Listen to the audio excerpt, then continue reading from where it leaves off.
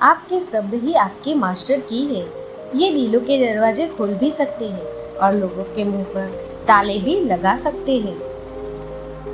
शब्दों में धार नहीं बल्कि आधार होना चाहिए, क्योंकि जिन शब्दों में धार होती है वो मन को काटते हैं और जिन शब्दों में आधार होता है वो मन को जीत लेते हैं।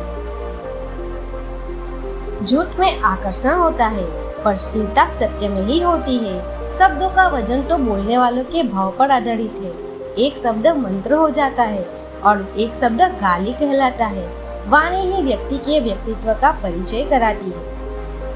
जितना हो सके खामोश रहना ही अच्छा है, क्योंकि सबसे ज्यादा गुनाह इंसान से जुबान ही करवाती है।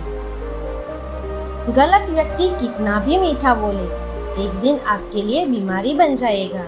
अच्छा व्यक्ति कितना भी कड़वा लगे, एक दिन औषधि बनकर काम आएगा। जीवन में मेहनत करने से दिमाग साफ रहता है और सत्य बोलने से जीभ साफ रहती है। और अगर दोनों चीज साफ नहीं रखेंगे तो आप कभी भी हेल्दी नहीं रह पाओगे। शब्द भी एक भोजन है, बोलने से पहले चख लीजिए। स्वयं को अगर अच्छा ना लगे तो दूसरों को मत पिरोसिए।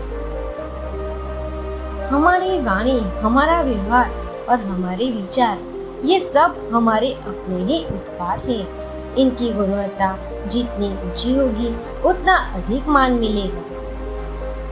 जब किसी के सानिध्य से, उसकी वाणी से आपके मन को शांति मिले, आपके अंदर परिवर्तन हो, आपका स्वभाव, आपकी आदत बदल जाए, आपके अंदर पवित्रता आ जाए, तो समझ लेना वो इंसान मामूली नहीं। बोलना सबको आता है। किसी की जुबान बोलती है, किसी की नीयत बोलती है, किसी का पैसा बोलता है, किसी का समय बोलता है, किसी का पद बोलता है।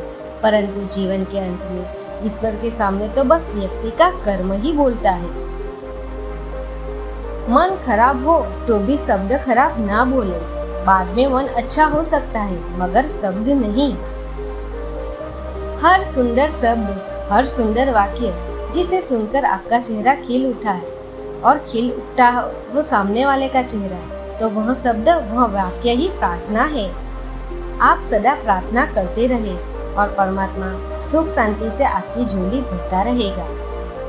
कुछ भी बोलने से पहले सोचना जरूरी है, क्योंकि बोले गए शब्द माफ किए जा सकते हैं लेकिन भुलाए नहीं जा सकते।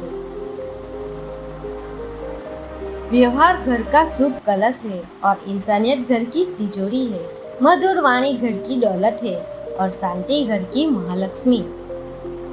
गुण भी शब्द है, अवगुण भी शब्द। जिसको बार बार सोचोगे, सुनोगे और देखोगे, वही धारण होता जाएगा। शब्दों की खूबसूरती को देखिए। भला का उल्टा लाभ होता है और दया का उल्टा याद होता है। भला करके लिखो, हमेशा लाभ में रहोगे।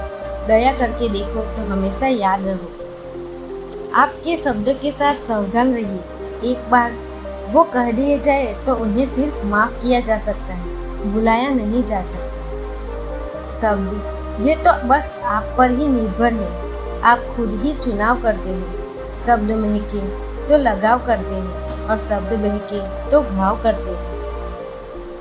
शब्दों को कोई भी स्पर्श नहीं कर सकता, पर शब्द सभी को स्पर्श कर जाते हैं।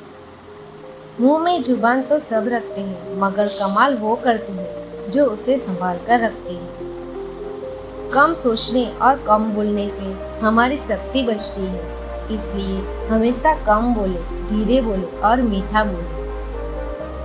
खंजर, चाकू, तीर और तलवार लड़ रहे थे कि कौन सबसे ज्यादा घाव देता है। शब्द पीछे बैठे मुस्कुरा रहे थे।